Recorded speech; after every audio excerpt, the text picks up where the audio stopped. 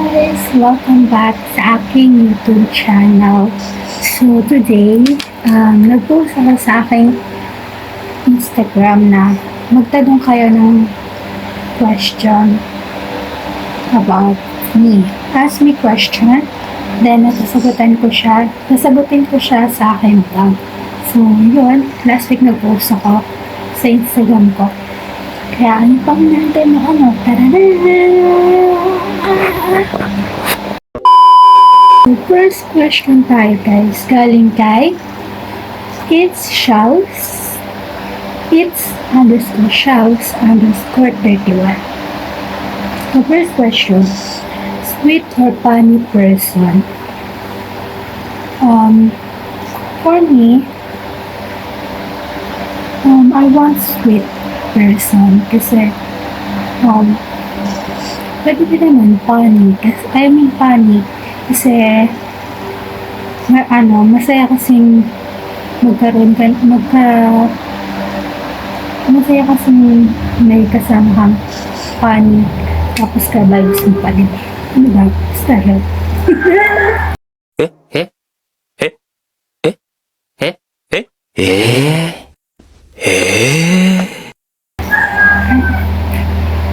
So, next question. Galing naman to kay Monica Gwen Neri. So, is Crystal Max really your idol at PBB? Yes po. Si Crystal po ay idol ko po siya. Hindi lang po nung pumasok siya sa PBB, kundi since Doble Tara pa po, 2016. Idol ko na po si Crystal, hindi lang po idol, hanga-hanga po sa batang mo.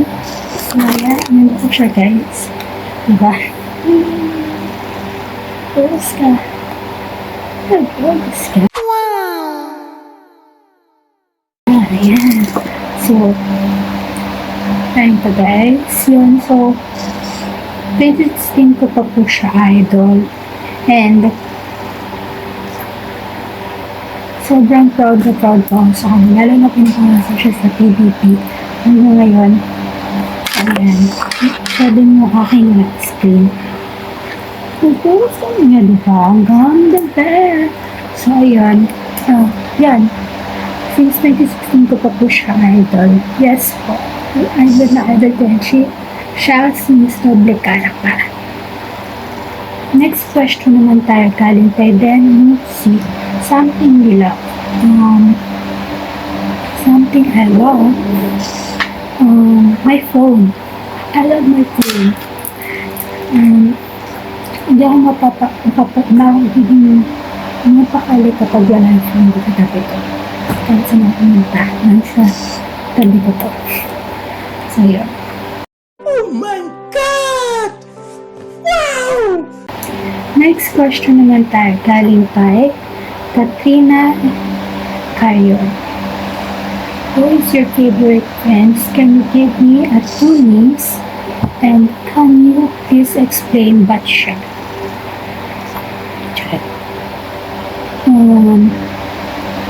Favorite ko sa mga friends ko? Wala naman. Pero, wala akong favorite na friends. So, lahat sila favorite ko kahit yung iba iniiwanan na ako dito.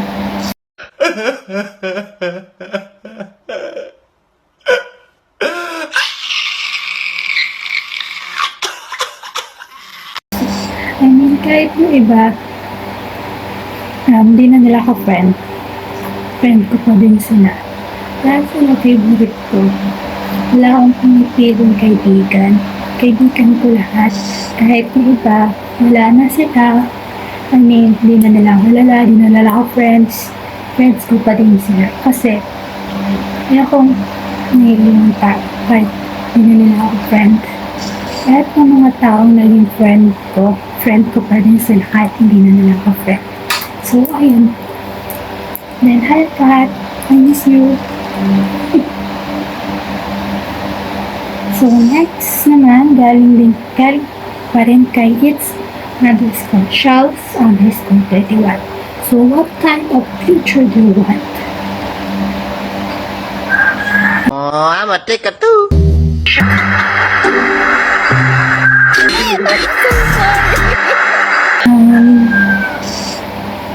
What kind of future I want? Ano ba? What kind of future I want? So, gusto ko po maging isang chef. Yan, chef. Yes. Baker. Gano'n. Gusto ko magtayo ng isang malaking baker restaurant, ganyan. And dati, future what gusto ko is maging teacher, maging artista. Pero ngayon pa din naman. Gusto ko pa din maging artista. But now, gusto ko sa future ko is maging chef. Pagluto. Right. So, next question. Galing pa din sa kanya. What is your favorite food? My favorite food is pasta. Carbonara pasta and adobo. Yun talaga. Next is, what is your favorite place to go? Ang favorite place ko po na puntahan is Paris, Korea, Australia, and America. Yun po. So, next naman, galing naman kay VWJS_Jaco.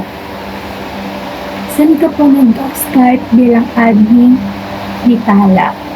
Nag-start po ako maging admin ni Tala is 2023. Yes, 2023.